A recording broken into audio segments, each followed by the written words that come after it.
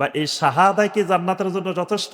মুহাম্মাদুর রাসূলুল্লাহ সাল্লাল্লাহু আলাইহি ওয়াসাল্লাম এই সাক্ষীটা দিতে হইলেও ৮টা শর্ত আছে। এই ৮টা শর্ত সহকারে কেউ যদি সাক্ষী দেয় তাহলে সে পরিপূর্ণ মুসলিম। ৮টা শর্তের যদি একটা শর্ত অনুপস্থিত থাকে তাহলে সে সারা জীবন সাক্ষী দিবে কিন্তু সে মুসলিম হতে পারে। এই দেশে মুসলিমদের ঈমান সম্পর্কে জ্ঞান নাই, আমল সম্পর্কে তারা কিছুটা আগ্রহী কিন্তু ঈমান সম্পর্কে তারা একেবারেই বেখবর। তারা ঈমান কি জিনিস, ইসলাম কি জিনিস এগুলো বুঝেও না, বোঝার চেষ্টাও করে না। এই অঞ্চলের মানুষ ঈমান সম্পর্কে একেবারে বেখবর। এজন্য আমাদের এই অঞ্চলের জন্য উপযোগী দাওয়া ঈমানের আলোচনা, ঈমানের বিষয়গুলো এবং আকীদা সম্পর্কে একেবারেই জ্ঞান নেই। এবং আলহামদুলিল্লাহ বাংলাদেশের ৬৬ জেলায় সফর করে আমার যে অভিজ্ঞতা, বাংলাদেশের মানুষ ইসলামের রোকন কয়টা এটাই জানে না, ঈমানের রোকন কয়টা এটাও জানে না, ঈমান অর্থ কি এটাও জানে না, ইসলাম অর্থ কি এটাও জানে না, লা ইলাহা ইল্লাল্লাহর অর্থ কি এটা তো কয়েক লক্ষ মানুষের মধ্যে একজনও জানে না। অবস্থা খুবই করুণ। মানে এই বিষয়গুলোর জ্ঞান একেবারে কমতে কমতে এখন একেবারে জিরো পর্যায়ে পৌঁছে গেছে। আসসালামু আলাইকুম ওয়া রাহমাতুল্লাহি ওয়া বারাকাতুহু। আলহামদুলিল্লাহি ওয়াহদা ওয়াসসালাতু ওয়াসসালামু আলা মান লা নাবিয়্যা বা'দা ওয়া আলা আলিহি ওয়া সাহবিহি ওয়া মাওয়ালা। আজকের খুতবায় আমাদের যে বিষয়ের উপরে আলোচনা করা হবে বিষয়টি হলো শুরুতু শাহাদাতি আন্না মুহাম্মাদার রাসূলুল্লাহ সাল্লাল্লাহু আলাইহি ওয়াসাল্লাম। অর্থাৎ কোন মুসলিম মুহাম্মাদুর রাসূলুল্লাহ সাল্লাল্লাহু আলাইহি ওয়াসাল্লাম এই সাক্ষ্যদান করতে গেলে যেই শর্তগুলো দরকার, যে শর্তসমূহ অপরিহার্য বিষয়, সেই শর্তগুলোর উপরেই আমাদের আজকের খুতবায় আলোচনা করা হবে ইনশাআল্লাহ। আমরা এই বিষয়গুলো বারবার আলোচনা করি মুসলিমদের সামনে, জুমার খুতবায়, বিভিন্ন আলোচনায় এই বিষয়গুলোকেই বারবার আলোচনা করার চেষ্টা করি। কারণ আমরা যেই দেশে জন্মগ্রহণ করেছি এই দেশে মুসলিমদের ঈমান সম্পর্কে জ্ঞান নাই, আমল সম্পর্কে তারা কিছুটা আগ্রহী কিন্তু ঈমান সম্পর্কে তারা একেবারেই বেখবর। তারা ঈমান কি জিনিস, ইসলাম কি জিনিস এগুলো বুঝেও না, বোঝার চেষ্টাও করে না এবং এগুলোকে এলেমও মনে করে না। এলেম মনে করে শুধু ফাজাইল। এই জন্য সবসময় দেখবেন বাংলাদেশের মানুষ ফাজাইলের কিতাব খোঁজে। আমরা সারা বাংলাদেশে যেখানে যাই আসে জিজ্ঞেস করে দোয়ার বই আছে, জিকির আজকারের বই আছে, ফাজাইলের বই আছে, কিন্তু কেউ ইমানের বই খোঁজে না যে ইমানের বই আছে, ইমান জানতে হলে কোন বই পড়া দরকার এটা কেউ খোঁজে না। তার অর্থ হলো এই অঞ্চলের মানুষ ঈমান সম্পর্কে একেবারে বেখবর। এজন্য আমাদের এই অঞ্চলের জন্য উপযোগী দাওয়া ঈমানের আলোচনা, ঈমানের বিষয়গুলো এবং আকীদা সম্পর্কে একেবারেই জ্ঞান নেই। ১ লক্ষের মধ্যে একজন মানুষ পাওয়া মুশকিল যার আকীদা সম্পর্কে কিছু জ্ঞান আছে। এবং আলহামদুলিল্লাহ বাংলাদেশের ৬৬ জেলায় সফর করে আমার যে অভিজ্ঞতা, বাংলাদেশের মানুষ ইসলামের রোকন কয়টা এটাই জানে না, ঈমানের রোকন কয়টা এটাও জানে না, ঈমান অর্থ কি এটাও জানে না, ইসলাম অর্থ কি এটাও জানে না, লা ইলাহা ইল্লাল্লাহর অর্থ কি এটা তো কয়েক লক্ষ মানুষের মধ্যে একজনও জানে না। অবস্থা খুবই করুণ। মানে এই বিষয়গুলোর জ্ঞান একেবারে কমতে কমতে এখন একেবারে জিরো পর্যায়ে পৌঁছে গেছে। অনেক মাহফিল আছে, মানুষ ১,০০০ ২,০০০ মানুষ জিজ্ঞেস করলে ইসলাম অর্থ কি একজন মানুষ বলতে পারে না, ঈমান অর্থ কি একজন মানুষ বলতে পারে না। তার অর্থ হইল এগুলোর ব্যাপারে তারা একেবারেই বেখবর। আমরা আজকের খুতবায় যে বিষয়টি আলোচনা করব ইনশাআল্লাহ, বিষয়টি ব্যাপক বিষয়, বিস্তারিত বিষয়। এই বিষয়ের উপরে আমার বইও আছে। এজন্য বিস্তারিত জানার জন্য আমার ওই বই পড়াশোনা করলে কালেমায়ে শাহাদাতের গুরুত্ব ও শর্ত, সেখানে বিস্তারিত জানতে পারবেন।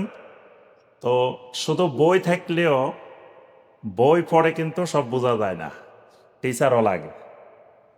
এজন্য দেখবেন স্কুলের বই আছে, মাদ্রাসার বই আছে। তো বই পড়ে পড়ে যদি এলেম অর্জন করা যায় তো শুধু, তাহলে তার শিক্ষকের দরকার ছিল না, মাদ্রাসারও দরকার ছিল না, সবাই বাড়িতে বই পড়তো আর পরীক্ষা দিত। আর আল্লাহ সুবহানাহু ওয়া তাআলা শুধু কিতাব দিয়ে দিতেন যে যাও কিতাব দিয়ে দিছি, পড়ে পড়ে আমল করো। কিন্তু আল্লাহ সুবহানাহু ওয়া তাআলা কিতাবের সাথে নবী রাসূল পাঠিয়েছেন, ওস্তাদ পাঠিয়েছেন, শিক্ষক পাঠিয়েছেন। এজন্য শুধু বই যথেষ্ট না, বই সম্পর্কে একটু ধারণা দিতে হয়। শিক্ষক যখন একটু বুঝাই দেয়, তখন এর সাথে যখন বই পড়বেন তখন আরো ভালোভাবে এটা বুঝে আসে। আমরা প্রথমত আজকের বিষয়ের মূল কথা যেটা, ইসলামের রোকন হলো 5টি। ইসলামের রোকন 5, ইমানের রোকন হলো 6টি। আমরা এই যে গত সোমবারে বারিধারা ডিওএইচএস কনভেনশন সেন্টারে আমাদের প্রতি মাসে একটা দার্স হয়। তা আমরা আগের দার্সের উপরে পরীক্ষা নিই। আগের দার্সে যা আলোচনা হয়েছে, তো প্রথমে পরের দার্স শুরু করার আগে 20 নম্বরের একটা পরীক্ষা, 20টা কোশ্চেন দেওয়া হয়, খালি টিক দিবে, প্রতিটা 4টা করে উত্তর দেওয়া আছে।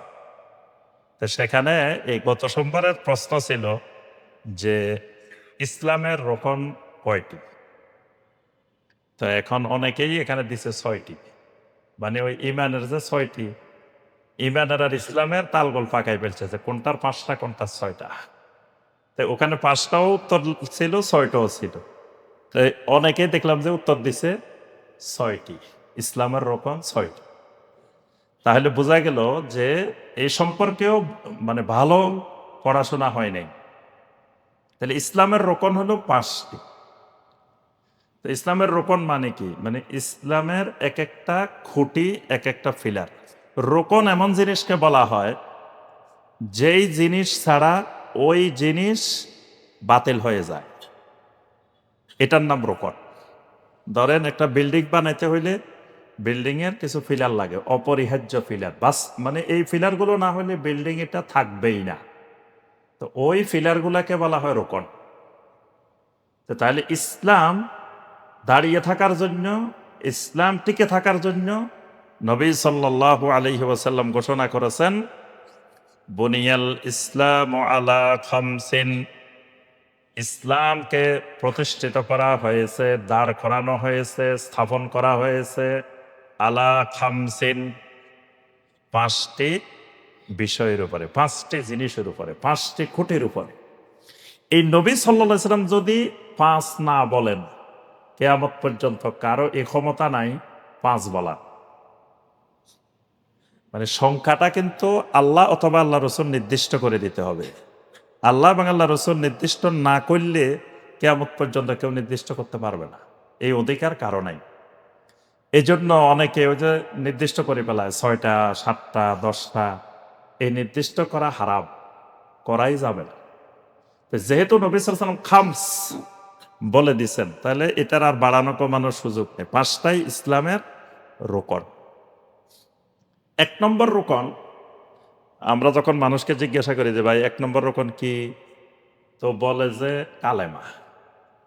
সোজা কথা যে 1 নম্বর রোকন হলো কালেমা, মানে সবাই মুখস্থ করে ফেলছে কালেমা, নামাজ, রোজা, হজ, জাকাত, বা কালেমা, নামাজ, জাকাত, রোজা, হজ, সহজ হিসাব। কিন্তু আসলে 1 নম্বর রোকন কালেমা না। 1 নম্বর রোকন হলো শাহাদাতে আল্লাহ ইলাহা ইল্লাল্লাহ ওয়া আন্না মুহাম্মাদার রাসূলুল্লাহ। নবী সাল্লাল্লাহু আলাইহি ওয়াসাল্লাম বলেন, 2টি বিষয়ের, 2টি জিনিসের সাক্ষ্য দেওয়া, শাহাদা। এই শাহাদাটা হলো ইসলামের 1 নম্বর রোকন, 1 নম্বর খুঁটি। মানে ইসলামে ঢুকতে হইলে, অনুপ্রবেশ করতে হইলে এই প্রথম যে রোকনটি লাগবে সেটি হলো শাহাদা। শাহাদা মানে সাক্ষী দেওয়া। সাক্ষী মনে মনে হয় না, সাক্ষী কিন্তু প্রকাশ্যে দিতে হয়, ঘোষণা করতে হয়।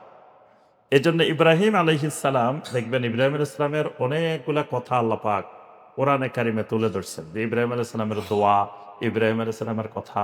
তো ইব্রাহিম আলাইহিস সালাম বারবার ঘোষণা দিতেন যে আনা আউয়ালুল মুসলিমিন।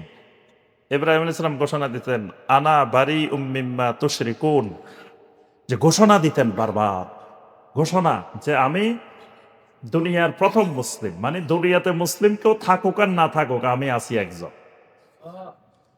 দুনিয়ার সবাই শিরিক করলেও আনা বারি মিম্মা তুশরিকুন, তোমরা যা শিরিক করো আমি সমস্ত শিরিক থেকে মুক্ত।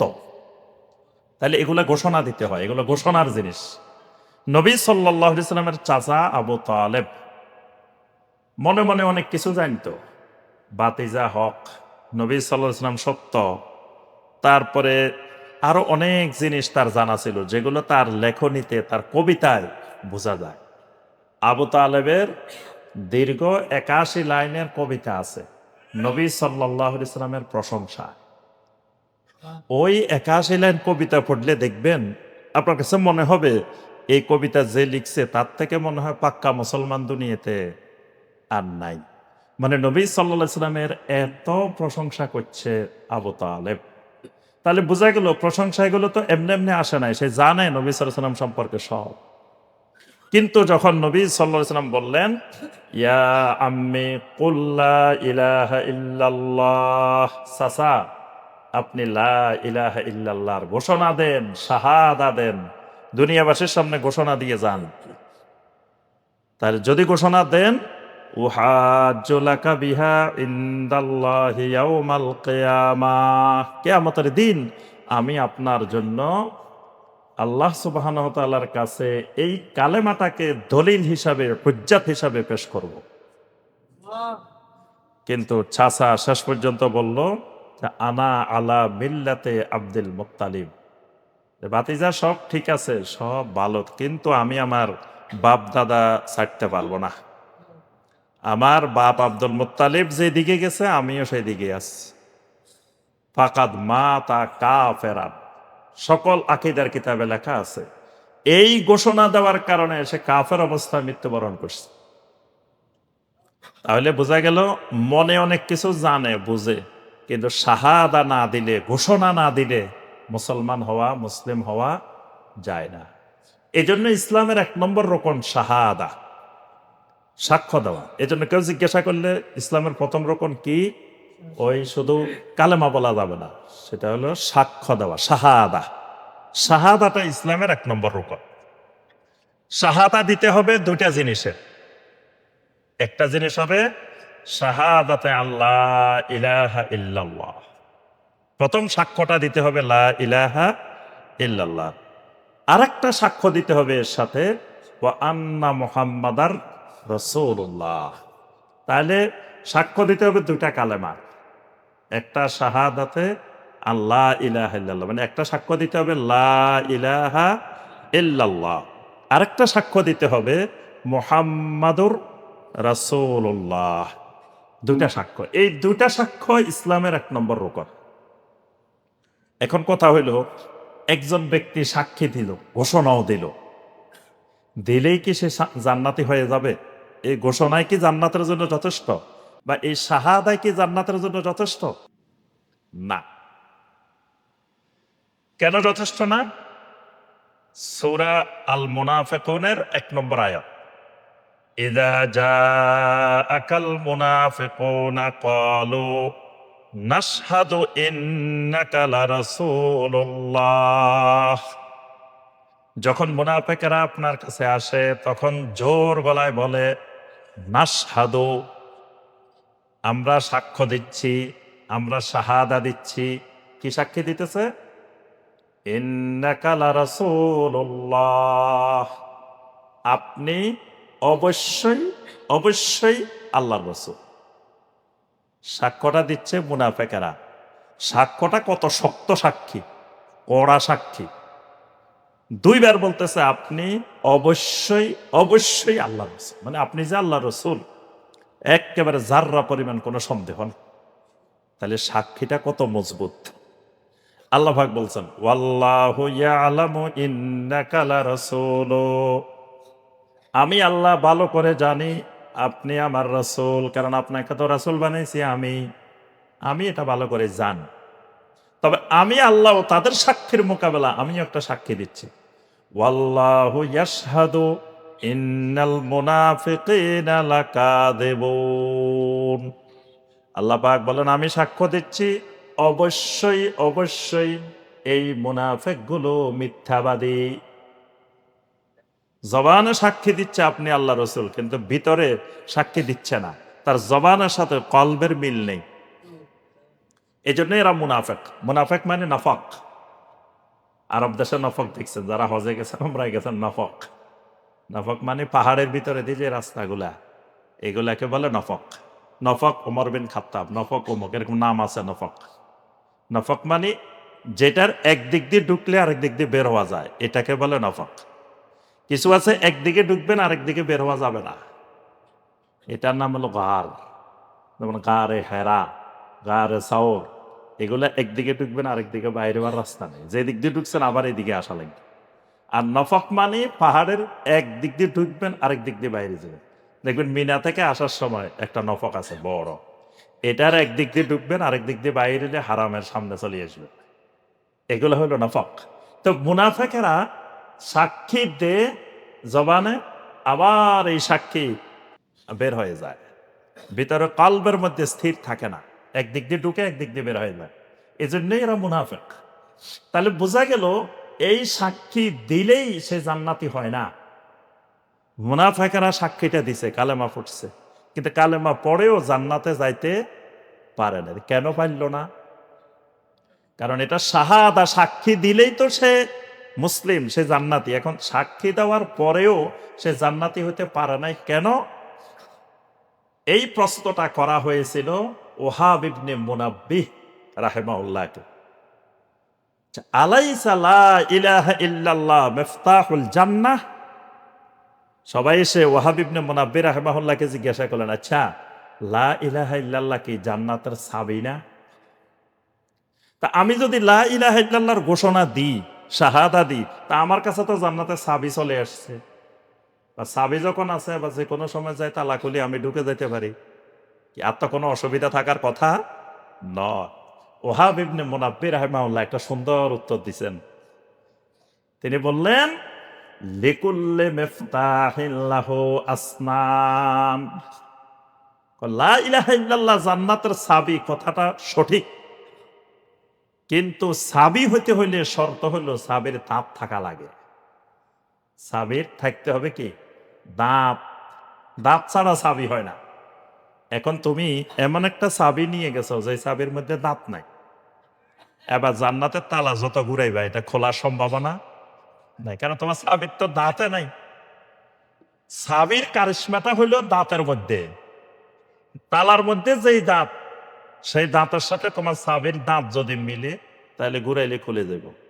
যদি দাঁতে আর এই দাঁতে না মিলে তো যত ঘুরাইবা খোলার সম্ভাবনা নাই। তাহলে এই তুমি এই কালেমার সাক্ষ্য দিছো, ঠিক আছে, চাবিও পাইছো। এখন চাবি পাবার পরে তোমার কাজ হইলো দাঁতগুলা ঠিক করা। জান্নাতের মধ্যে যে তালাটা লাগানো আছে, ওই তালার মধ্যে যে দাঁতগুলো ঠিক করা আছে, লাগানো আছে, তোমার চাবির মধ্যে যদি দাঁতগুলো ওইটার সাথে মিলে তাহলে তোমার জান্নাতের দরজা খুলে যাবে। সুবহানাল্লাহ। আর যদি না মিলে, তো এই চাবি দিয়ে যত চেষ্টা করবে জান্নাতের তালা খোলার সম্ভাবনা নাই। তাহলে বোঝা গেল যে এই কালেমার সাক্ষ্য দিলেই শুধু জান্নাতি হওয়া যাবে না, এই সাক্ষ্যটার সাথে কিছু শর্ত যুক্ত আছে। তা লা ইলাহা ইল্লাল্লাহর সাক্ষী দিতে হলেও 8টা শর্ত আছে। ঠিক একইভাবে মুহাম্মাদুর রাসূলুল্লাহ সাল্লাল্লাহু আলাইহি ওয়াসাল্লাম এই সাক্ষীটা দিতে হলেও 8টা শর্ত আছে। এই 8টা শর্ত সহকারে কেউ যদি সাক্ষী দেয় তাহলে সে পরিপূর্ণ মুসলিম। 8টা শর্তের যদি একটা শর্ত অনুপস্থিত থাকে তাহলে সে সারা জীবন সাক্ষী দিবে, কিন্তু সে মুসলিম হতে পারবে। তা এই সাক্ষী, এই শর্তগুলাই আমাদের আজকের খুতবার আলোচ্য বিষয়। সংক্ষেপে আমরা এই 8টা শর্ত আলোচনা করবো। আর আজকে লা ইলাহা ইল্লাল্লাহর শর্ত আলোচনা করব না, 2টা পাঠ, কালেমার 2টা সাক্ষী দিতে হবে, একটা লা ইলাহা ইল্লাল্লাহর আর একটা হলো মুহাম্মাদুর রাসূলুল্লাহ। আমাদের আজকের খুতবা হলো মুহাম্মাদুর রাসূলুল্লাহ সাল্লাল্লাহু আলাইহি ওয়াসাল্লাম এই সাক্ষীটা দিতে হলে যে 8টা শর্ত লাগবে, ওই শর্তগুলাই। এই আলোচনাটা আমাদের বাংলাদেশে খুব কম হয়, আমি কোনোদিন শুনিই নেই, মানে ছাত্র জীবনে কোনো জায়গায় পড়িও নাই, শুনিও নাই। অথচ পরে দেখি যে আরব দেশের ছোট ছোট বাচ্চারাও জানে, মুখস্থ জানে, কিন্তু এই দেশের মুফতি সাহেব, মুহাদ্দিস সাহেবও জানে না।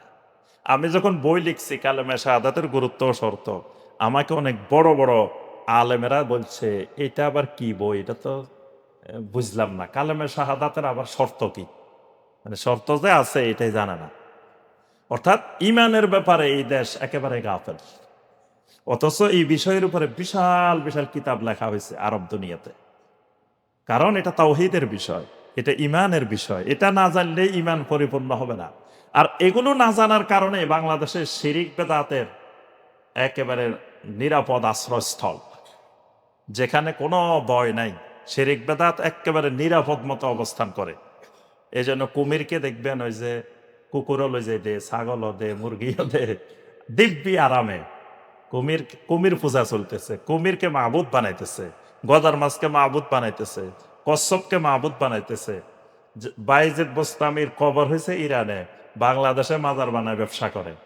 তারপর কতজনের মাজার বানায় ব্যবসা করে। আবার দেখবেন অনেক জায়গায় কবরও নাই, এখানে কবর না, এখানে হলো বৈঠকখানা। চট্টগ্রাম যাওয়ার সময় দেখবেন একটা জায়গা আছে 12 আউলিয়া। তো 12 আউলিয়া দেখবেন যে সবসময় খালি টাকা তোলে বাসের সামনে, আর বাসগুলো আস্তে করে যায়, সবাই গাড়ির থেকে খালি টাকা ফালায়। তো এখানে 12 আউলিয়ার কি, 12 আউলিয়ার কোনো কবরও নাই, কিচ্ছু নাই। এখানে 12 আউলিয়ার সাথে কি সম্পর্ক? 12 জন আউলিয়া এই জায়গায় বসছিল। কে দেখছে? কার সাথে কথা হয়েছে? 12 জন যে বসছে, কে দেখছে, কে শুনছে? কোনো তথ্য নাই, কিচ্ছু নাই। আন্দাজি একজনে হয়তো বানাই দিছে যে এখানে 12 জন বসছে, বাস। বাঙালি পাগল হয়ে টাকা দিতে আছে। আচ্ছা, 12 জন বসছে, ভালো কথা, টাকার কি দরকার ওখানে? ওই 12 জনে কি টাকা নিবে এখান থেকে? আমরা এখানে বসছিলাম, সবাই টাকা দিয়ে যাও, মাসে মাসে আমরা নিয়ে যাবো। অর্থাৎ মানে কোনো খোঁজ খবর নেওয়ার দরকার নেই, বাস খালি টাকা তুলতেছে, দিতে আছে। মানে ইমানের কোনো কদর নাই, ইমানের কোনো মূল্য নেই, ইমানের জ্ঞান নাই। এই কারণে যেখানে মনে চায় দিতেছে, শিরিক নিরাপদ আশ্রয় চলতেছে। এর কারণ ইমানের এই জ্ঞানগুলো নাই। এগুলো যদি থাকতো তাহলে তাকে শিরিক বেদাত কখনো গ্রাস করতে পারত না। 1 নম্বরে যে শর্তটি লাগবে, সেই শর্তটি হলো আল ইলম, এলেম লাগবে।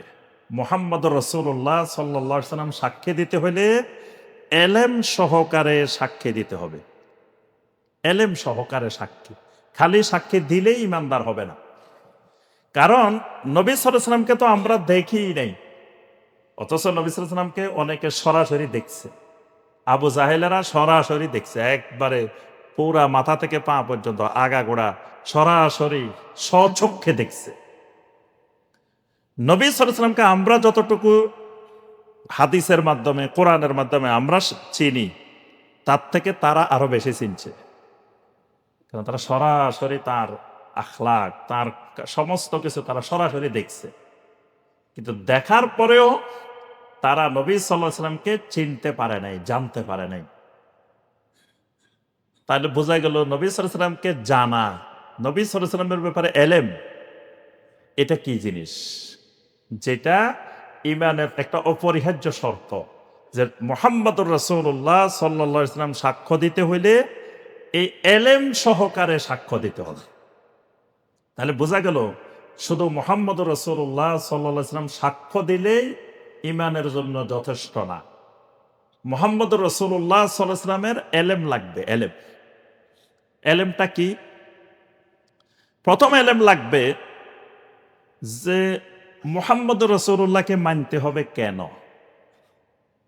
মুহাম্মদুর রাসূলুল্লাহকে মানতে হবে কেন, এটার এলেম লাগবে। কারণ আমি লা ইলাহা ইল্লাল্লাহ মানলে তো হইতে পারে, আবার এর সাথে মুহাম্মদুর রাসূলুল্লাহ লাগবে কেন? ইমানদার হইতে হইলে আমি শুধু লা ইলাহা ইল্লাল্লাহ সাক্ষ্য দিলাম, মুহাম্মদুর রাসূলুল্লাহ দিলাম না, তাহলে আমি ইমানদার হতে পারবো কিনা, এই এলেম লাগবে। তো মুহাম্মদুর রাসূলুল্লাহ সাল্লাল্লাহু আলাইহি ওয়াসাল্লাম লাগবে কেন? কারণ লা ইলাহা ইল্লাল্লাহর দলিল মুহাম্মদুর রাসূলুল্লাহ সাল্লাল্লাহু আলাইহি ওয়াসাল্লাম। শেখ সালেহ আল ফাওজান হাফিজাহুল্লাহ বলেন, কেউ যদি তোমাকে বলে যে কুল লা ইলাহা ইল্লাল্লাহ, লা ইলাহা ইল্লাল্লাহ বলো, তা লা ইলাহা ইল্লাল্লাহর অর্থ কি? আল্লাহ ছাড়া সত্য কোনো মাবুদ নাই। এখন তার কাছে প্রশ্ন করা হবে যে এটা তুমি জানো কেমনে আল্লাহ ছাড়া যে সত্য কোনো মাবুদ নাই? তুমি নিজে নিজে জানো না কারো থেকে শুনছো? তো উত্তর কি হবে? যে আমি নিজে নিজে বলতেছি না, এটা আমি শুনছি যার থেকে, জানছি যার থেকে, তার নাম হলো মুহাম্মদ সাল্লাল্লাহু আলাইহি ওয়াসাল্লাম। আচ্ছা, এবার ওই লোক তোমাকে দ্বিতীয় প্রশ্ন করবে যে আচ্ছা তুমিও মানুষ, মুহাম্মদ সাল্লাল্লাহু আলাইহি ওয়াসাল্লাম একজন মানুষ, তো তুমি জানলে না, উনি জানলো কেন? তো এবার উত্তর হবে যে আমিও মানুষ, বাশার, মুহাম্মদ রাসূলুল্লাহ সাল্লাল্লাহু আলাইহি ওয়াসাল্লামও বাশার, কিন্তু এক জায়গায় পার্থক্য আছে, তিনি মুহাম্মাদুর রাসূলুল্লাহ আর আমি খালি আব্দুল্লাহ, আমার সাথে আর কিছু নাই। আমার আর তার মধ্যে সবচেয়ে বড় তফাৎটা হলো তিনি রাসূলুল্লাহ আর আমরা রাসূলুল্লাহ নই। তাহলে তিনি আল্লাহর রাসূল হিসাবে জানছেন, আল্লাহ তাকে জানাইছেন যে লা ইলাহা ইল্লাল্লাহ। তাহলে লা ইলাহা ইল্লাল্লাহর দলিল মুহাম্মাদুর রাসূলুল্লাহ সাল্লাল্লাহু আলাইহি ওয়াসাল্লাম। এজন্য শুধু লা ইলাহা ইল্লাল্লাহ সাক্ষী দিলে কেউ ঈমানদার হবে না, যতক্ষণ না সে সাক্ষী দিবে মুহাম্মাদুর রাসূলুল্লাহ সাল্লাল্লাহু আলাইহি ওয়াসাল্লাম। তাহলে প্রথম জানতে হবে মুহাম্মদ রাসূলুল্লাহর সাক্ষী কেন দেওয়া লাগবে, এই এলেম তার থাকতে হবে। আজকে দেখবেন এক শ্রেণীর আহলে কোরআন নাম দিয়ে ইমান বিধ্বংসী কুফরি একটা ভয়াবহ ফিতনা মুসলিমদের মধ্যে মাথাছাড়া দিয়ে উঠছে। তাহলে এই লোকগুলার যে কালেমার সাক্ষী বাতিল, কারণ এই লোকের মুহাম্মদ রাসূলুল্লাহ সাল্লাল্লাহু আলাইহি ওয়াসাল্লাম সম্পর্কে যথার্থ এলেম নাই। কারণ আমার লা ইলাহা ইল্লাল্লাহ নির্ভরশীল মুহাম্মদ রাসূলুল্লাহর উপরে, আমার কোরআন মানা নির্ভরশীল মুহাম্মদ রাসূলুল্লাহর উপরে। কারণ কোরআন নাজিল হয়েছে কার উপরে? মুহাম্মদ রাসূলুল্লাহ সাল্লাল্লাহু আলাইহি ওয়াসাল্লামের উপরে। তো তিনি যদি, তাকেই যদি আমার বিশ্বাস না হয়, তার হাদিস, তার কথাই যদি আমার বিশ্বাস না হয়, তো কোরআনও তো তার মাধ্যমে বের হয়েছে, কোরআনও তো তিনি শুনাইছেন, তার মুখ থেকে প্রথম আমরা শুনছি, জিবরাইলের মুখ থেকে তো আমরা শুনি নাই, বা আল্লাহর আওয়াজেও তো আমরা শুনি নাই, আল্লাহকে তেলাওয়াত করে আমাদেরকে শুনাইছেন, বা জিবরিল আলাইহিস সালাম এসে তেলাওয়াত করে শুনাইছেন। তা আমরা কোরআন শুনছি কার কাছে? মুহাম্মদ রাসূলুল্লাহ সাল্লাল্লাহু আলাইহি ওয়াসাল্লামের কাছে। তাহলে তার হাদিস যদি, তার কথা যদি সন্দেহ হয়, তার কথা যদি আমি মানতে অস্বীকার করি, তাহলে তার কোরআনও তো তার মাধ্যমে বের হয়েছে, এটা তো তার জবানে বের হয়েছে, তাহলে কোরআন মানার ব্যাপারেও তো আমার সন্দেহ থেকে যায়। এই কারণে দেখবেন শিয়ারা আমাদের এই কোরআন মানে না। আমাদের এই কোরআন আর শিয়াদের কোরআন আলাদা। কোনোদিন আপনারা দেখেছেন কেউ শিয়াদের কোরআন? কোনো সময় যদি সম্ভব হয় দেখবেন, দেখে একটু মিলাই দেখবেন, দেখবেন যে আমাদের কোরআন আর তাদের কোরআনে মিল নেই। কিন্তু কেন মিল নেই? মিল না থাকার কারণ হচ্ছে এই কোরআনে কারিমটা যারা সংকলন করছেন তারা হলেন আবু বকর as-সিদ্দিক রাদিয়াল্লাহু তাআলা আনহু, তারপরে ফাইনালি যেটা সংকলন করছেন ওসমান ইবনে আফফান রাদিয়াল্লাহু তাআলা আনহু। তো তারা তো এদেরকেই মানে না, আবু বকরকে তারা মানে না। আবু বকর, ওমর, ওসমান নামে পুরা ইরানে কোনো লোকের নাম নাই। আবু বকর, ওমর, ওসমানকে তারা গালি হিসাবে ব্যবহার করে, নাউজুবিল্লাহ। আবু বকর, ওমর, ওসমানের নাম শুনলে তারা বলে লানাতুল্লাহি আলাইহি, নাউজুবিল্লাহ। তো সেই জায়গায় যারা কোরআন সংকলন করছে তো তাদেরকে তারা বিশ্বাস করে না, তারা বলে যে এরা মুরতাদ হয়ে গেছে, নাউজুবিল্লাহ। তাহলে এই কোরআনের উপরে তাদের বিশ্বাস হবে কিভাবে? এই জন্যই তারা এই কোরআন মানে না। তাদের কোরআনে আরো অনেকগুলো সূরা আছে, অনেকগুলো আয়াত আছে। তা আয়াত এগুলো, সূরা এগুলো পাইছে কই? কারণ আমরা যে কোরআনে কারীম মানি আহলুস সুন্নাহরা, এই কোরআনে কারীম সমস্ত সাহাবায়ে কেরামের এজমার ভিত্তিতে সংকলন হয়েছে। তাহলে সেই সাহাবায়ে কেরামের এজমার ভিত্তিতে যে কোরআন সংকলন হয়েছে, ওই কোরআন তারা মানে না। কারণ কি? ওই যে সাহাবায়ে কেরামের উপরে তাদের ওই বিশ্বাসটা নাই। তো ঠিক একইভাবে যদি মুহাম্মদ রাসূলুল্লাহ সাল্লাল্লাহু আলাইহি সাল্লামের হাদিসের উপরে আমার সংশয় থাকে, তাহলে মুহাম্মদ রাসূলুল্লাহ সাল্লাল্লাহু আলাইহি ওয়াসাল্লাম থেকে তো কোরআনও বের হয়েছে, তো কোরআনের ব্যাপারে তো তখন সংশয় তৈরি হয়। এই জন্য যারা মানুষকে কোরআন মানার কথা বলে, হাদিস অস্বীকার করতে বলে, তারা আসলে কোরআন মানার পক্ষেও বলে না। তারা হলো মুসলমানের ইমানটা ধ্বংস করার জন্য, ইমানটা নষ্ট করার জন্য এই কথাগুলা বুঝায় মানুষকে সহজে। তাহলে মোহাম্মদ রসুল্লাহর 1 নম্বর এলেম লাগবে, তাকে কেন মানতে হবে, কেন মোহাম্মদ রসুল্লাহ স্বীকৃতি দেওয়া লাগবে। 2 নম্বরে তার ব্যাপারে যে এলেমটা লাগবে সেটি হলো তিনি কেন রাসূলুল্লাহ, মুহাম্মাদুর রাসূলুল্লাহ। তাহলে রাসূলুল্লাহ কি জিনিস, রাসূলুল্লাহর এলেম লাগবে। রেসালতের এলেম না থাকলে তার ব্যাপারে ঈমান আনা হবে না। কারণ তাকে তো ব্যক্তি মোহাম্মদ আবু জাহেলেও চিনে, আবু লাহাবেও চিনত, মক্কার সমস্ত মুশরিকেরা চিনত, তার চাইতে ভালো মানুষ জমিনে নাই এটাও তারা সাক্ষী দিত। তাকে আল আমিন বলতো, তার কাছে আমানত রাখতো। তো মোহাম্মদ সাল্লাল্লাহু আলাইহি ওয়াসাল্লামকে তারা চিনে নাই? চিনছে, কিন্তু মানুষ হিসাবে, ব্যক্তি হিসাবে চিনছে, কিন্তু আল্লাহর রাসূল হিসাবে চিনে নাই। আল্লাহর রাসূল হিসাবে না চিনার কারণে তারা অনেক জ্ঞানী হওয়ার পরেও তারা জাহেল। আবু জাহেল সব চিনছে, নবী সাল্লাল্লাহু আলাইহি ওয়াসাল্লামের সব জানে, কিন্তু তাকে আল্লাহর রাসূল হিসাবে চিনতে পারেনি। এজন্য আল্লাহ পাক ঘোষণা দিয়েছেন, মা কানা মুহাম্মাদুন আবা আহাদিম মির রিজালিকুম ওয়ালাকির রাসূলুল্লাহি ওয়া খাতামান নাবিয়্যিন ওয়া কানাল্লাহু বিকুল্লি শাইইন আলিমা। আমাদের দেশে মিলাদের আয়াত, এটা দিয়ে মিলাদ শুরু করে, মিলাদ পড়ে। এখানে আল্লাহ পাক ঘোষণা দিয়েছেন, মুহাম্মদ সাল্লাল্লাহু আলাইহি ওয়াসাল্লাম তোমাদের কোন পুরুষ মানুষের বাবা নন, ওয়ালাকির রাসূলুল্লাহ। মুহাম্মদ সাল্লাল্লাহু আলাইহি ওয়াসাল্লাম কি? রাসূলুল্লাহ। তাহলে মুহাম্মদ সাল্লাল্লাহু আলাইহি ওয়াসাল্লামকে প্রথম চিনতে হবে, জানতে হবে, বুঝতে হবে তিনি রাসূলুল্লাহ। রাসূলুল্লাহ কি জিনিস, এটার এলেম লাগবে, এটার এলেম ফরজ। রাসালাত সম্পর্কে জানা, আল্লাহ রাসূল মানে কি, রাসূল কেমনে হয়, নবী সাল্লাল্লাহু আলাইহি ওয়াসাল্লাম সর্বপ্রথম কোন আয়াত দিয়ে রাসূল হইছেন। দেখবেন আমি এটা অনেক জায়গায় জিজ্ঞাসা করছি, বলেন তো দেখি মুহাম্মদ সাল্লাল্লাহু আলাইহি ওয়াসাল্লাম কোন আয়াত দিয়ে রাসূল হইছে? না, ইকরা বিসমি দিয়ে রাসূল হন নাই। ইকরা বিসমি দিয়ে নবী হইছেন। ইকরা বিসমি রাব্বিকাল্লাযী খালাক দিয়ে কি হইছেন? নবী হইছেন।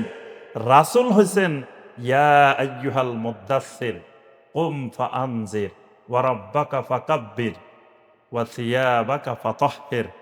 এই সূরা আল মুদ্দাসসিরের প্রথম এই 10-12টা আয়াত, এগুলো দিয়ে রাসূল হইছেন। নবী আর রাসূলের পার্থক্য আছে। নবী হইলে তার আলাদা কোনো কাজ নাই, আগের রাসূলের যে কাজ ওনারও সেম কাজ। নবীর আলাদা কোনো কিতাব নাই, আগের কিতাবটাই তার কিতাব। কিন্তু রাসূল হইলে তার আলাদা কিছু কাজ আছে, তার আলাদা কিছু শরীয়ত আছে, তার জন্য আলাদা কিতাব আছে। এই জন্য ইয়া আইয়ুহাল মুদ্দাসসিরের মধ্যে নবী সাল্লাল্লাহু আলাইহি ওয়াসাল্লামকে আল্লাহ পাক কাজ বুঝাই দিয়েছেন যে আপনি এই এই এই কাজ করবেন, এগুলো আপনার কাজ। তাহলে আমি যতক্ষণ জানি না যে কোন আয়াত দিয়ে রাসূল হয়েছে, তার অর্থ হলো মুহাম্মদুর রাসূলুল্লাহর এলেম আমার কাছে নাই। তিনি কেমনে আল্লাহ রাসূল হয়েছে ওইটাই জানি না। এই জন্য দেখুন উসুলে সালাসার মধ্যে মুহাম্মদ বিন আব্দুল ওয়াহাব রাহিমাহুল্লাহ, তিনি এই উসুলে সালাসা কিতাবটা পড়ার চেষ্টা করবেন। ছোট্ট কিতাব, ইমানের 3 মূলনীতি। এখানে প্রথমেই তিনি আলোচনা করছেন যে নবী সাল্লাল্লাহু আলাইহি ওয়াসাল্লাম কিভাবে কোন আয়াত দিয়ে নবী হয়েছেন, কোন আয়াত দিয়ে রাসূল হয়েছেন। আল্লাহ রসুলকে চিনতে হলে, রাসূলুল্লাহ হিসেবে চিনতে হলে আপনাকে এগুলা জানতে হবে। তা আমাদের বিস্তারিত আলোচনার সুযোগ নেই। তাহলে 2 নম্বরে জানতে হবে তিনি রাসূলুল্লাহ। 3 নম্বরে এলেম লাগবে যে তিনি, তার দাওয়াত কি, রাসূলুল্লাহ হিসাবে তার দাওয়াত কি ছিল, এই জিনিসটা ভালো করে জানতে হবে। তার যে দাওয়াত কিয়ামত পর্যন্ত আমাদের সবার এক দাওয়াত। তো মুহাম্মদ রাসূলুল্লাহ সাল্লাল্লাহু আলাইহি ওয়াসাল্লামের সারা জীবন কি দাওয়াত ছিল? ইয়া আইয়ুহান নাস কুলু লা ইলাহা ইল্লাল্লাহ তুফলিহু। ও মানুষেরা, লা ইলাহা ইল্লাল্লাহ বলো, লা ইলাহা ইল্লাল্লাহ বলো। বললে কি হবে? তুফলিহু, তোমার দুনিয়াও সফল, আখিরাতও সফল। সব সমস্যার সমাধান লা ইলাহা ইল্লাল্লাহর ভিতরে। এখন দেখেন মুহাম্মদুর রাসূলুল্লাহ সাল্লাল্লাহু আলাইহি ওয়াসাল্লামের এই এলেম না থাকার কারণে আপনি যখন বাংলাদেশে খালি লা ইলাহা ইল্লাল্লাহ দাওয়াত দিবেন, লা ইলাহা ইল্লাল্লাহ দাওয়াত দিবেন, কয় দেখো বাংলাদেশে কত রকমের সমস্যা, সব সমস্যা রাখি এরা খালি লা ইলাহা ইল্লাল্লাহ দাওয়াত, এরা খালি তাওহীদের দাওয়াত, শিরিকের বিরুদ্ধে দাওয়াত, বেদাতের বিরুদ্ধে দাওয়াত, মনে হয় বাংলাদেশে আর কোনো সমস্যা নাই। তাহলে মনে হচ্ছে নবী সাল্লাল্লাহু আলাইহি ওয়াসাল্লামের যুগে কি আর কোনো সমস্যা ছিল না? বর্তমানের বাংলাদেশের চেয়ে জাহিলি যুগে নবী সাল্লাল্লাহু আলাইহি ওয়াসাল্লামের যুগে আরো সমস্যা বেশি ছিল। আমাদের দেশে মাদকের সমস্যা আছে, কিন্তু এর থেকে বেশি মাদকের সমস্যা ছিল নবী সাল্লাল্লাহু আলাইহি ওয়াসাল্লামের যুগে। ওই সময় মাদক ছাড়া মেহমানদারি হতো না। এখন আমরা মেহমানদারি মাদক দিয়ে করি না সবাই। ওই সময় আপনি কোনো বাড়িতে বেড়াইতে গেছেন, মাদক দে নাই আপনার টেবিলে খাবারের মধ্যে, মেহমানদারিও হয় না। জামাই আইছে, বেয়াই আইছে, মেহমান মদ দে নাই, মেহমানদারি হয় নাই। কত দামি মদ খাওয়াইতে পারছে, এটাই বড় মেহমানদারি। তো এরকম সমস্যা তো বাংলাদেশে নাই। আচ্ছা, নবী সাল্লাল্লাহু আলাইহি ওয়াসাল্লামের যুগে পর্দা বলতে কোনো কিচ্ছু ছিল না, নারীর অধিকার বলতে কিচ্ছু ছিল না। জেনা, বেবিচার, অশ্লীলতা এগুলো স্বাভাবিক বিষয়। কেউ জেনা না করলে তার ব্যাপারে সন্দেহ করতে কয় মানে অসুস্থ। এখনো ইউরোপ আমেরিকা নাকি এরকম মনে করে যে ছেলে যদি অবৈধভাবে কোনো প্রেম না করে, কিচ্ছু না করে, মা বাপ টেনশনে থাকে, আরে কি হলো আমার ছেলেকে জানাবে বিচার করে না কেন। জানাবে বিচার করলে নাউজুবিল্লাহ তারা নাকি মনে করে আমার ছেলে মেয়ে সুস্থ আছে, আর না করলে তারা টেনশনে থাকে। তো ওই জাহিলি যুগে জেনা বেবিচার এত বিস্তার লাভ করছে, যেখানে মানে জেনা বেবিচার করে না এরকম মানুষ পাওয়া মুশকিল। তারপরে সেখানে চুরি, ডাকাতি, রাহাজানি, এক কথায় বলা হইতো যে আল মুলুকু লিমাল্লাহুল কুওয়া, জোর যার মুল্লুক তার। চুরি ডাকাতি রান, এত সমস্যা আমাদের থেকে আরো বেশি ছিল না। এখন নবী সাল্লাল্লাহু আলাইহি ওয়াসাল্লাম যখন দাওয়াত দেওয়া শুরু করলেন, তো নবী সাল্লাল্লাহু আলাইহি ওয়াসাল্লাম তো বলেন নাই, ও মানুষেরা খবরদার মদ খাওয়া বন্ধ করো, ও মানুষেরা চুরি বন্ধ করো, ও মানুষেরা ডাকাতি বন্ধ করো। এগুলার কিন্তু নবী সাল্লাল্লাহু আলাইহি ওয়াসাল্লাম দাওয়াত দেন নাই। নবী সাল্লাল্লাহু আলাইহি ওয়াসাল্লাম দাওয়াত দিয়েছেন কিসের? খালি লা ইলাহা ইল্লাল্লাহ। কারণ লা ইলাহা ইল্লাল্লাহ ঠিক হইলে অটোমেটিক চুরি বন্ধ হয়ে যাবে। লা ইলাহা ইল্লাল্লাহ ঠিক হইলে অটোমেটিক ডাকাতি বন্ধ হয়ে যাবে, মাদক বন্ধ হয়ে যাবে, জেনা ব্যভিচার বন্ধ হয়ে যাবে। সমস্যা তার মূল জায়গায় লা ইলাহা ইল্লাল্লাহ ঠিক হয় নাই। এই জন্য ওইটার লা ইলাহা ইল্লাল্লাহ ঠিক না হওয়ার কারণেই এই সমাজে যত অশান্তি, যত অপরাধ যা দেখতেছি, এগুলা লা ইলাহা ইল্লাল্লাহ ঠিক না হওয়ার কারণে। তাহলে নবী সাল্লাল্লাহু আলাইহি ওয়াসাল্লামের দাওয়াত সম্পর্কে এলেম লাগবে। না আপনার কাছে মনে হবে যে আল্লাহ রসুল কি দাওয়াত দিছে, খালি লা ইলাহা ইল্লাল্লাহ দাওয়াত দিছে, এটা কি একটা দাওয়াত হইলো? নাউজুবিল্লাহ, অনেকের কাছে এরকম মনে হয়। দেখবেন বাংলাদেশে অনেকেই মনে করে লা ইলাহা ইল্লাল্লাহ দাওয়াত, এটা কি একটা দাওয়াত? আমরা তো সবাই লা ইলাহা ইল্লাল্লাহ মানি, তা আবার লা ইলাহা ইল্লাল্লাহ দাওয়াত কিসের? তার অর্থ হইলো তার নবী সাল্লাল্লাহু আলাইহি ওয়াসাল্লামের দাওয়াত সম্পর্কে তার জ্ঞান নেই। এই এলেম তার উপরে ফরজ। নবী সাল্লাল্লাহু আলাইহি ওয়াসাল্লামের আসামাত, নবী সাল্লাল্লাহু আলাইহি ওয়াসাল্লামের খতমে নবুয়ত, নবী সাল্লাল্লাহু আলাইহি ওয়াসাল্লামের সিফাতে খালকিয়্যা, সিফাতে খুলুকিয়্যা, এই সংক্রান্ত যত এলেম আছে, নবী সাল্লাল্লাহু আলাইহি ওয়াসাল্লামের মহব্বত, নবী সাল্লাল্লাহু আলাইহি ওয়াসাল্লামের উপরে ঈমানের যে শর্তগুলো, এই জিনিসগুলোর সম্পর্কে এলেম অর্জন করা এক নম্বর শর্ত। অর্থাৎ মুহাম্মদ সাল্লাল্লাহু আলাইহি ওয়াসাল্লামকে জেনে বুঝে এলেম সহকারে সাক্ষী দিতে হবে মুহাম্মাদুর রাসূলুল্লাহ, এটা এক নম্বর শর্ত। দুই নম্বর শর্ত, মুহাম্মাদুর রাসূলুল্লাহ সাল্লাল্লাহু আলাইহি ওয়াসাল্লামের ব্যাপারে, এই সাক্ষী দেওয়ার ব্যাপারে ইয়াকিন তৈরি হতে হবে। ইয়াকিন, দুই নম্বর শর্তটা হইল ইয়াকিন। ইয়াকিন আর ঈমানের মধ্যে একটু পার্থক্য আছে। আল্লাহ পাক এই কারণে সূরা আল বাকারার শুরুতে দেখবেন মুত্তাকিনের পরিচয় বর্ণনা করছেন। হুদাল্লিল মুত্তাকিন আল্লাযীনা ইউমিনুনা বিল গায়বে, যারা গায়বের উপরে ঈমান আনে। প্রথম আল্লাহ পাক শুরু করছেন ইউমিনুনা বিল গায়বে, একেবারে লাস্টে আসে দেখবেন আল্লাহ পাক বলতেছেন ওয়া বিল আখিরাতি হুম ইউকিনুন। এখানে আল্লাহ পাক বলেন নাই ওয়া বিল আখিরাতি হুম ইউমিনুন, আখিরাতের উপরে ঈমান আনে কথাটা বলেন নাই, আখিরাতের উপরে ইয়াকিন পোষণ করে। ইয়াকিন তার অর্থ কি? ইয়াকিনটা হলো এমন একটা পর্যায় যে ইয়াকিন মানে আমি মনে হয় দেখতেছি, মনে হয় আমার সামনে বিদ্যমান, এরকম বিশ্বাসকে বলা হয় ইয়াকিন। তা আখেরাতটা এমন হইতে হবে মুত্তাকিনের সামনে, মনে হয় যে আখেরাত আমি দেখতেছি, যে মনে হচ্ছে আমি আল্লাহ রাব্বুল আলামিনের সামনে দাঁড়িয়ে আছি, আল্লাহর আদালতে আমি এখন জবাবদিহি করতেছি, আমি মিজানের সামনে দাঁড়িয়ে আছি। এইরকম অবস্থা তৈরি হওয়া, এটার নাম হলো ইয়াকিন। তো মুহাম্মাদুর রাসূলুল্লাহ সাল্লাল্লাহু আলাইহি ওয়াসাল্লাম এই সাক্ষ্য দিলে তার ভিতরে ইয়াকিন সহকারে দিতে হবে। মুনাফিকরা যে সাক্ষীটা দিছে এটা ইয়াকিন সহকারে দেয় নাই। এই জন্য দেখা গেছে নবী সাল্লাল্লাহু আলাইহি ওয়াসাল্লামের সামনে আসলে ঈমানের ঘোষণা দিত, পিছনে পিছনে নবী সাল্লাল্লাহু আলাইহি ওয়াসাল্লামের বিরুদ্ধে ষড়যন্ত্র করত। তার অর্থ হলো সাক্ষ্যটা ইয়াকিন সহকারে হয়নি। আল্লাহ পাক কোরআনে কারিমে সূরা আল হুজুরাতের 15 নম্বর আয়াতে বলছেন, ইন্নামাল মুমিনুনা আল্লাযীনা আমানু বিল্লাহি ওয়া রাসূলিহি সুম্মা লাম ইয়ারতাবু। সুম্মা লাম ইয়ারতাবু, যারা ঈমান আনার পরে বিন্দু পরিমাণ সন্দেহ পোষণ করে না। এখন সন্দেহ পোষণ করে না, এটার ব্যাখ্যা কি? ব্যাখ্যা অনেক লম্বা। নবী সাল্লাল্লাহু আলাইহি ওয়াসাল্লাম যা করতে বলছেন তা করা, যা মানা করছেন তা থেকে দূরে থাকা। যদি এই অবস্থা আমার মধ্যে তৈরি হয়, তার অর্থ হলো আমার মধ্যে ইয়াকিন তৈরি হয়েছে। এই জন্য আল্লাহ পাক সূরা আল হাসরের 7 নম্বর আয়াতে বলছেন, ওয়ামা আতাকুমুর রাসূলু ফাখুযুহু ওয়ামা নাহাকুম আনহু ফান্তাহু। আমার রাসূল তোমাদেরকে যা করতে বলেন করো, যেটা ছাড়তে বলেন ছাড়ো। এই অবস্থা তৈরি হওয়া মানে ইয়াকিন তৈরি হয়েছে।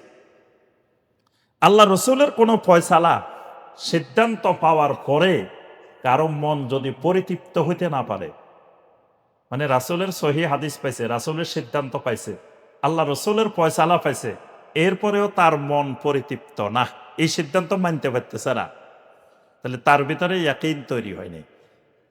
এই জন্য আল্লাহ পাক সূরা আন-নাসার 65 নম্বর আয়াতে বলছেন, ফালা ওয়া রাব্বিকা লা ইউমিনুন হাত্তা ইউহাক্কিমুকা ফীমা শাজারা বাইনাহুম সুম্মা লা ইয়াজিদু ফি আনফুসিহিম হারাজাম মিম্মা কাদাইতা ওয়া ইউসাল্লিমু তাসলিমা।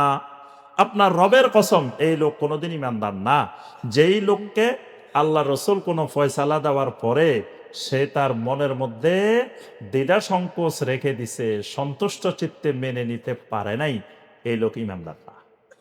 তাহলে নবী সাল্লাল্লাহু আলাইহি ওয়াসাল্লামের কোনো সিদ্ধান্ত আসার পরে মুমিনের সামনে মানব কি মানব না, করব কি করব না, এইটার এখতিয়ার নাই। সূরা আল আহজাবের 36 নম্বর আয়াত আল্লাহ পাক স্পষ্ট করে বলে দিয়েছেন, ওয়ামা কানা লিমুমিনিন ওয়ালা মুমিনাতিন ইযা কাদাল্লাহু ওয়া রাসূলুহু আমরান আইয়াকুনা লাহুমুল খিয়ারাতু মিন আমরিহিম। আল্লাহ এবং আল্লাহ রসুল কোনো ফয়সালা দিয়ে দিলে মুমিনের সামনে কোনো এখতিয়ার নাই, নারীর সামনেও নাই, পুরুষ মুমিনের সামনেও নাই। আইয়াকুনা লাহুমুল খিয়ারাতু মিন আমরিহিম, এটা মানবে কি মানবে না, গ্রহণ করবে কি করবে না, এই এখতিয়ার ঈমানদারের সামনে নাই। তাহলে 2 নম্বর শর্ত হলো ইয়াকিন, এগুলো মুখস্থ করে রাখতে হবে। 3 নম্বর শর্ত কবুল।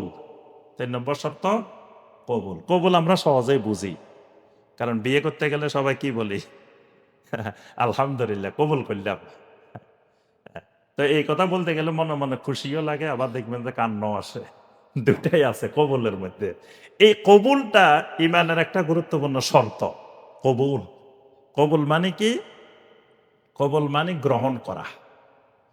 মুহাম্মদুর রাসূলুল্লাহ সাল্লাল্লাহু আলাইহি ওয়াসাল্লাম সাক্ষ্য দেওয়া মানে মুহাম্মদুর রাসূলুল্লাহ সাল্লাল্লাহু আলাইহি ওয়াসাল্লামের যত কথা বিশুদ্ধভাবে পাওয়া যাবে, তাসদীকুহু ফীমা আখবারা, তার যত বর্ণনা, তার যত হাদিস পাওয়া যাবে, প্রত্যেকটা হাদিসকে কবুল বলতে হবে। কি বলতে হবে? কবুল।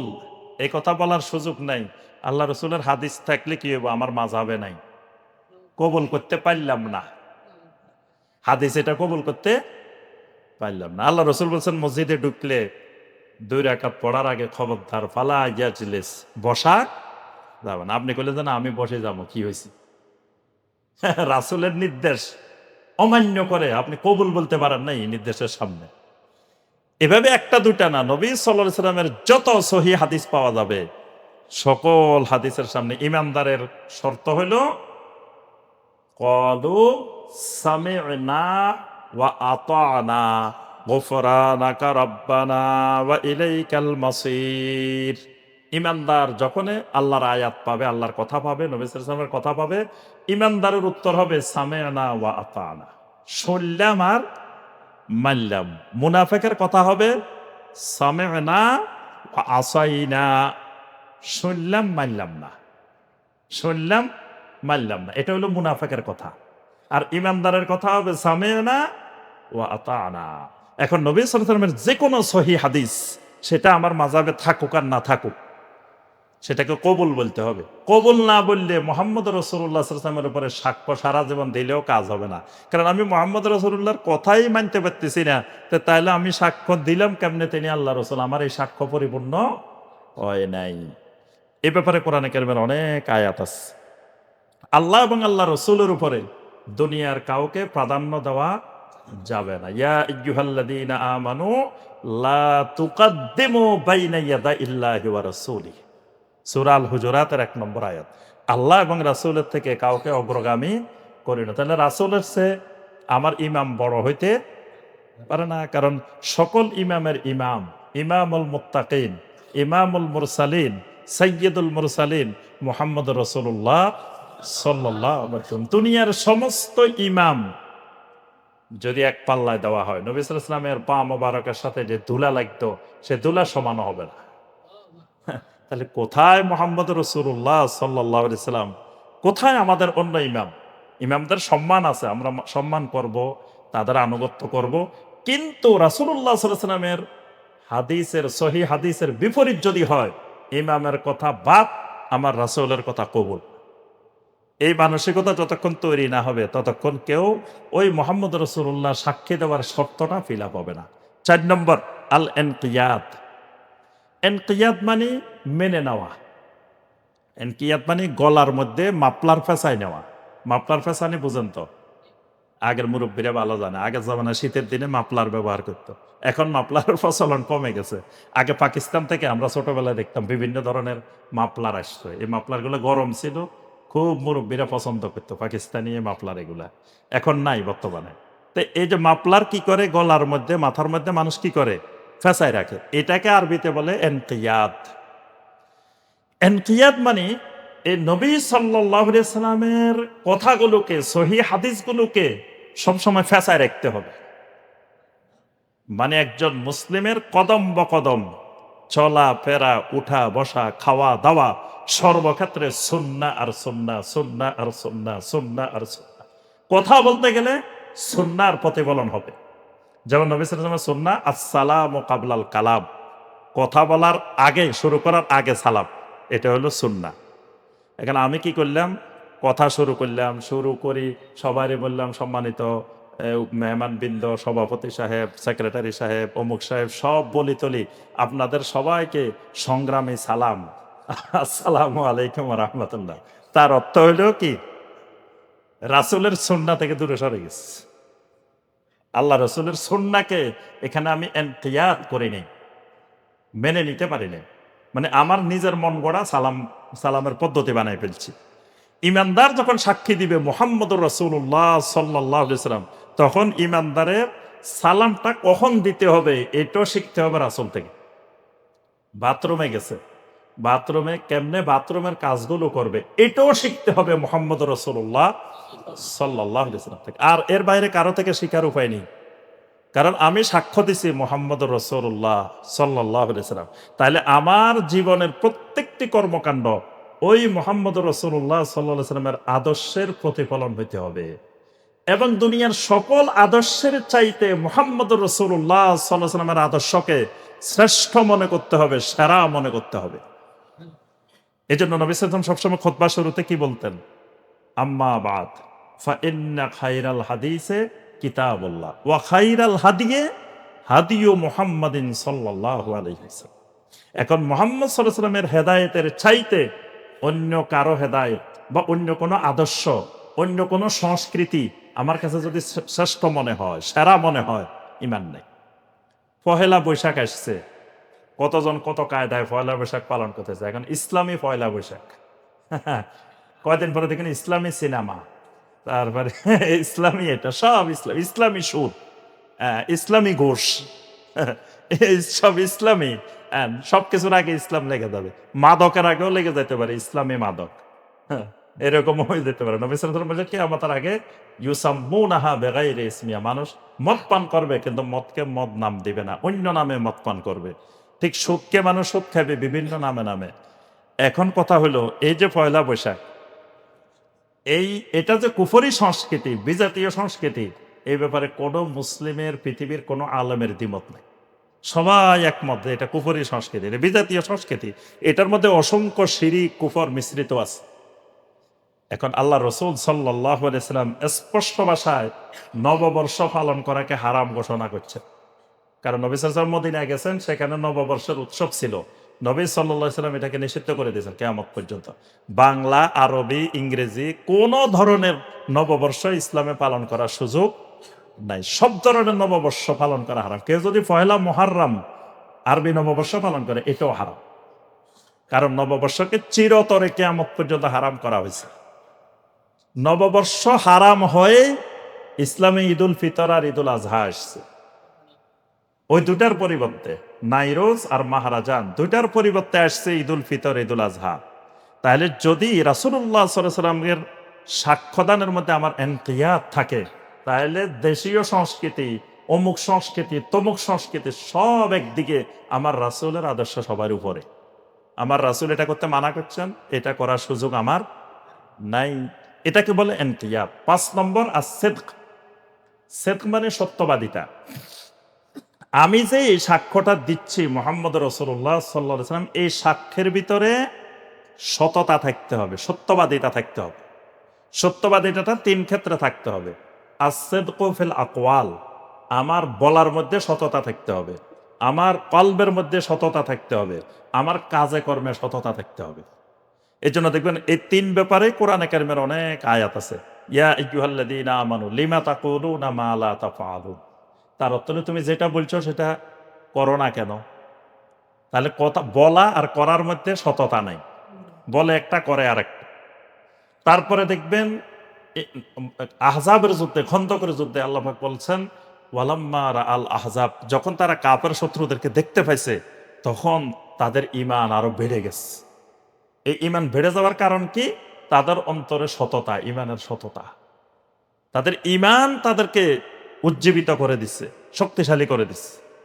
আরেকটা হলো কর্মকাণ্ডে সততা। সূরা আত-তাওবার 119 নম্বর আয়াত। 3 জন বিশিষ্ট সাহাবীর ঘটনা বর্ণনা করে আল্লাহ পাক বলছেন ইয়া আইয়ুহাল্লাযীনা আমানুত্তাকুল্লাহ ওয়া কুনু মা'আস সাদিকিন। তোমরা এই 3 জন সাদিকিনের মতো হয়ে যাও। তো এই 3 জনের আল্লাহ সাদিকিন বললেন কেন? কারণ প্রতিকূল পরিস্থিতিতে সকল মুনাফিকরা মিথ্যা অজুহাত পেশ করছে নবী সাল্লাল্লাহু আলাইহি ওয়াসাল্লামের সামনে, এই 3 জন অজুহাত পেশ করেন নাই। তারা সত্য কথা বলে দিছে। তারা বলছেন আমরা হয়তো নবী সাল্লাল্লাহু আলাইহি ওয়াসাল্লামের সামনে মিথ্যা কথা বলে এখন পার পেয়ে যাবো, কিন্তু আল্লাহ তো জানেন আমরা কেন যাই নাই, তাবুকের যুদ্ধে কেন যাই নাই, এটা তো আল্লাহ ভালো করে জানেন। তা রাসূলের সামনে মিথ্যা বলে আমি পার পেয়ে গেলে কি হবে? আল্লাহর সামনে তো আমার ধরা আছে। এটাকে বলে সততা, এটাকে বলে সিদক। আমার এই সাক্ষ্য প্রদানের মধ্যে সততা থাকতে হবে। 6 নম্বর ইখলাস। ইখলাস থাকতে হবে। ইখলাসটা কি? মানে আমি মুহাম্মদ রাসূলুল্লাহ সাল্লাল্লাহু আলাইহি ওয়াসাল্লামের সাক্ষ্যদানটা করছি একমাত্র খালেসভাবে আমার ঈমানের জন্য, আল্লাহর সন্তুষ্টির জন্য। ঈমানের জন্য, আল্লাহর সন্তুষ্টির জন্য মানে কি? মানে হলো আমি আল্লাহর যত ইবাদত করব, সমস্ত ইবাদত একমাত্র মুহাম্মদ রাসূলুল্লাহ সাল্লাল্লাহু আলাইহি ওয়াসাল্লামের তরিকায় করব। এটাকে বলে ইখলাস। কিছু মুহাম্মদ রাসূলুল্লাহর তরিকায়, কিছু আমার নিজের তরিকায়, কিছু অমুসলিমের তরিকায়, তার অর্থ হলো আমার মধ্যে এই সাক্ষ্যদানের ইখলাস তৈরি হয়নি। ব্যক্তি জীবনে যেমন মুহাম্মদ রাসূলুল্লাহর অনুসরণ করতে হবে, পারিবারিক জীবনে, অর্থনৈতিক জীবনে, সামাজিক জীবনে, রাজনৈতিক জীবনে, সকল ক্ষেত্রে মুহাম্মদ রাসূলুল্লাহ সাল্লাল্লাহু আলাইহি ওয়াসাল্লামের আদর্শের অনুসরণ, তখন হবে আমার ভিতরে ইখলাস। 7 নম্বর ইস্তেকামা। ইস্তেকামা থাকতে হবে। ইস্তেকামা মানে কি? ইস্তেকামা মানে যে আমি সাক্ষ্য দিলাম মুহাম্মদ রাসূলুল্লাহ সাল্লাল্লাহু আলাইহি ওয়াসাল্লাম, এই সাক্ষ্যদানের উপরে মৃত্যু পর্যন্ত ইস্তেকামত থাকতে হবে, দৃঢ় থাকতে হবে। মানে মাঝখানে কোনো অবস্থায় রাসূলের সুন্নত থেকে বের হওয়ার সুযোগ নাই।